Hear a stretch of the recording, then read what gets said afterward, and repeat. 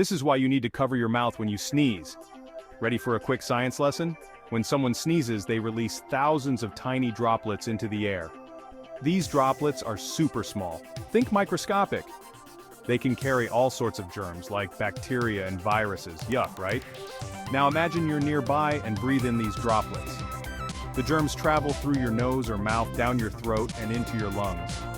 It's like an uninvited guest crashing your body party.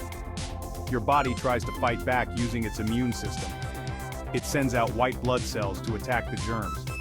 But sometimes the germs are too strong, and you end up sick. So next time you sneeze, remember to cover your mouth. It helps keep those pesky germs at bay. Stay healthy and keep learning.